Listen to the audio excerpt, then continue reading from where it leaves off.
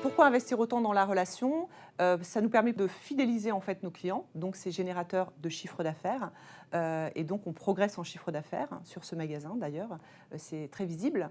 Ensuite, on a bien compris qu'en étant dans la proximité avec nos clients, en étant dans la chaleur, dans le sourire, bien évidemment notre client allait revenir et on allait faire de la conquête de clients et de chiffre d'affaires.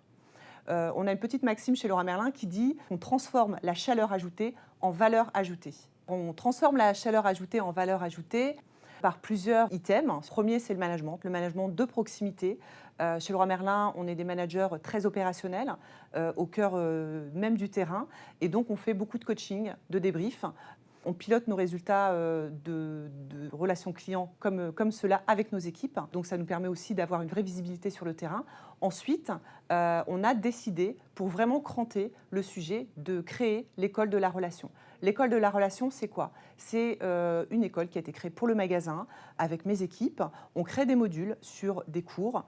Le premier module, par exemple, s'appelle « Un welcomer qui sait welcomer ». En tout cas, ça permet vraiment de développer l'esprit de service et d'être les meilleurs dans la relation client.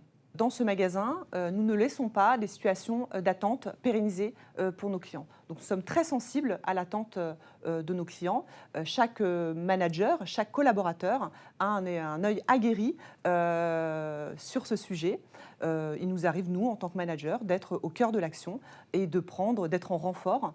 Ce matin, on m'a appelé, il y avait du monde en caisse. Je n'ai pas hésité un instant à prendre ma caisse et à être au cœur de l'action avec mes équipes. La relation que nos collaborateurs entretiennent avec nos clients nous permettent également de découvrir le projet du client dans sa globalité. Par exemple, il arrive très régulièrement que nos clients viennent acheter un pinceau, un pot de peinture. En ayant cette relation de proximité avec notre client et de questionnement, on va pouvoir découvrir que notre client a un projet et sur lequel nous, on va capitaliser bien évidemment et pouvoir lui proposer toutes nos solutions et services qu'on pourra lui amener à ce moment-là.